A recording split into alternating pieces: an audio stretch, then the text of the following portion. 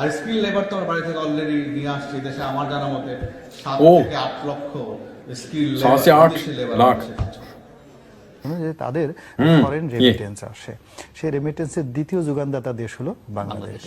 কাজেই এদেশে প্রায় 8 লক্ষ স্কিল লেবার, তাদের একেবারে সবচেয়ে মেধাবী 8 লক্ষ লোক ভারতের বাংলাদেশে চাকরি। भारत की सबसे बड़ी चोरी बांग्लादेश ने पकड़ ली है।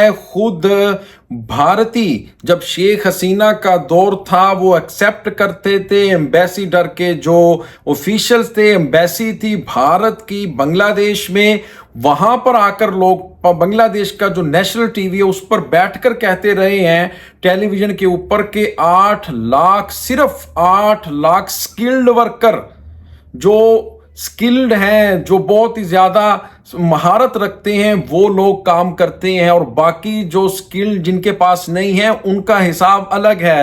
और अब एक नया लॉ आ गया है जिससे अब हिंदुस्तानियों की छुट्टी होने जा रही है बांग्लादेश से। अस्सलाम वालेकुम व्यूअर्स, मैं हूं एहसान खान और आप देख रहे हैं यूट्यूब चैनल एहसान रिएक्शन विद एहसान। मैं उम्मीद करता हूं आप जहां भी होंगे एंजॉय करते होंगे, मजे में होंगे और फिटफाट होंगे। बहुत इंपॉर्टेंट डेवलपमेंट है, आपको बताएं कि बांग्लादेश ने भी एक नया लॉ बना लिया है और उसके मुताबिक अब जो 26 लाख के करीब हिंदुस्तानी इलीगली, कुछ लीगली हैं, कुछ स्किल्ड वर्कर हैं, किसी को कुछ नहीं आता, उन सब को अब वापस भारत भेजने का वक्त आ चुका है। जो घुस बैठिए हैं, असल में ये घुस बैठिए हैं अमित शाह साहब, ये होता है घुस बैठिए, और अब रंगे हाथों पकड़े गए हैं। रिपोर्ट, मैं आपको रिपोर्ट का हवाला दे रहा हूं, कोई झूठ नहीं बोल रहा, एविडेंस दिखाऊंगा। इस वीडियो के अंदर है किस तरह से इंडियन खुद टेलीविजन के ऊपर आकर इस बात को मान रहे हैं, एक्सेप्ट कर रहे हैं कि भाई हम बांग्लादेश में स्किल्ड, सिर्फ और सिर्फ जो स्किल्ड वर्कर हैं वो 8 लाख के करीब हैं, और जो स्किल्ड वर्कर नहीं हैं उनकी तादाद अलग है, और वो जो स्किल्ड वर्कर हैं वो 8 लाख हैं। और फिर ये भी मान रहे हैं कि दूसरा बड़ा मुल्क है बांग्लादेश, जहां से भारत फॉरेन जो रेमिटेंस है सबसे ज्यादा जनरेट करता है। अब सवाल है, आपने मेरी बात गौर से सुननी है। अब सवाल ये है, अब क्वेश्चन ये उठता है कि भाई दूसरा बड़ा मुल्क तो बांग्लादेश है, जहां से आप सबसे ज्यादा रेमिटेंस, फॉरेन रेमिटेंस लेकर आते हो भारत में, तो वहां पर आपके लोग सिर्फ क्या 7-8 लाख ही हैं? इस तरह तो सऊदी अरब के अंदर, यूएई, दुबई की अगर हम बात करें, लगभग 30-40 लाख हिंदुस्तानी वहां पर काम करते हैं।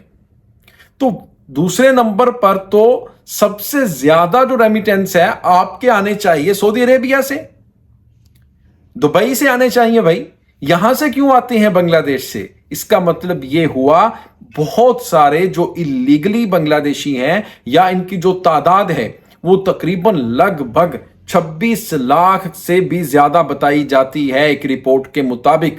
यही वजह है कि इनका एक झूठ भी पकड़ा जा रहा है और रेमिटेंस भी ज्यादा आता है। अब बांग्लादेश ने लॉ बना लिया है कि इनकी अब छुट्टी होगी। जिस तरह से इंडियन ने एक लॉ बनाया कि 1 लाख से ज्यादा जो सैलरी जो बांग्लादेशी बेचारे पहले काम करते थे, वहां उनकी 50% उनको, उनसे जो टैक्स है उसकी मद में कटौती कर ली जाती थी, कट लग जाता था यूं तरह, और वो बेचारे आधे पैसे लेते थे। इस तरह ये लॉ बनाया जा रहा है कि बांग्लादेश भी उनसे टैक्स रखेगा और उनकी रिप्लेसमेंट भी करेगा। अपने यंगस्टर, युवा को, अपने नौजवानों को भर्ती करेंगे, उनको जॉब देंगे, और अब इनकी भारतीय सूरमाओं की छुट्टी का वक्त आन पहुंचा है। आइए व्यूअर्स ये वीडियो देखते हैं, बहुत इंपॉर्टेंट वीडियो, आपने आखिर तक जरूर देखना है इस वीडियो को। जो दोस्त चैनल पर फर्स्ट टाइम विजिट कर रहे हैं वो चैनल को भी सब्सक्राइब कर लें और बेल आइकन भी प्रेस कर दें, वीडियो को लाइक भी किया करें, और कमेंट सेक्शन में आप अपनी फीडबैक से हमें जरूर आगाह भी किया करें। लें जी वीडियो देखते हैं, 3, 2, 1 एंड क्यू। আর স্কিল লেবার তো আমার বাড়ি থেকে অলরেডি নিয়ে আসছি দেশে আমার জানা মতে 7 থেকে 8 লক্ষ 7 से 8 লাখ বিদেশি লেবার আমাদের দেশে কাজ করে। যে তাদের যে ফরেন রেমিটেন্স আসে, সেই রেমিটেন্সের দ্বিতীয় যোগানদাতা দেশ হলো বাংলাদেশ। কাজেই এদেশে প্রায় 8 লক্ষ স্কিল্ড লেবার, সবচেয়ে মেধাবী এবং যোগ্য 8 লক্ষ লোক ভারতের বাংলাদেশে চাকরি করছে। আর স্কিল লেবার তো আমার বাড়ি থেকে অলরেডি নিয়ে আসছি দেশে আমার জানা মতে 7 থেকে 8 লক্ষ স্কিল লেবার, বিদেশি লেবার আমাদের দেশে কাজ করে। এছাড়া তাদের বিরাট বিরাট ইনভেস্টমেন্ট রয়েছে, এটা নট লেস দ্যান আপনার $20 বিলিয়ন। ভারতের বিভিন্ন প্রাইভেট কোম্পানি, পাবলিক কোম্পানির এই বাংলাদেশে ইনভেস্টমেন্ট আছে। কাজেই এদেশে যদি রাজনৈতিক অস্থিরতা শুরু হয়, পলিটিক্যাল আনরেস্ট শুরু হয়, তাহলে সবচেয়ে বেশি ক্ষতিগ্রস্ত হবে ভারত, সব দিক থেকে ক্ষতিগ্রস্ত হবে। ফলে একটা স্ট্যাবল রাজনীতিটা সৃষ্টি করার জন্য তারা প্রথমত চেষ্টা করেছে একটা পলিটিক্যাল নেগোসিয়েশন হোক।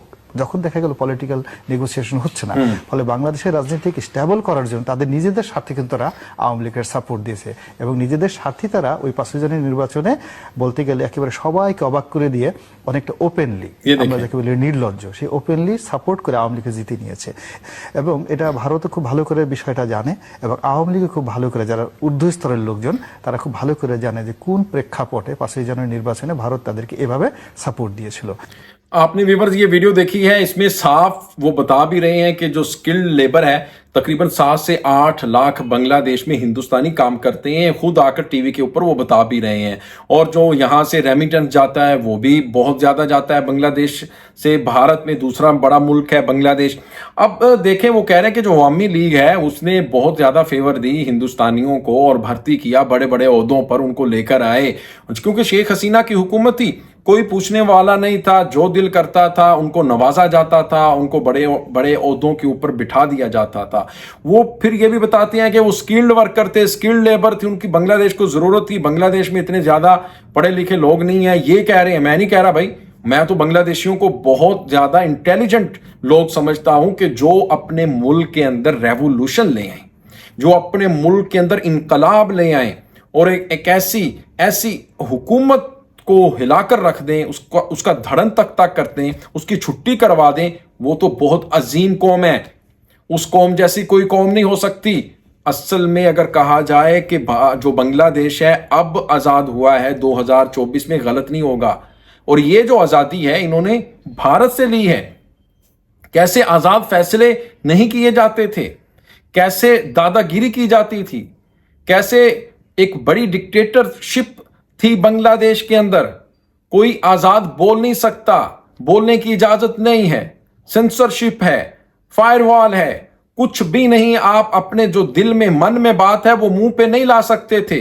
अगर करते थे तो आपको पकड़ लिया जाता था, अरेस्ट कर लिया जाता था।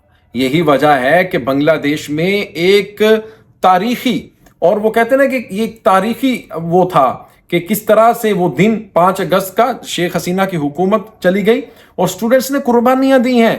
तो मैं तो इनको भाई बड़ा इंटेलिजेंट, बड़ा ज़हीन और अपने कुर्बानी देने वाली कौम समझता हूं बांग्लादेशियों को, लेकिन ये इंडियन कहते हैं इस तरह से।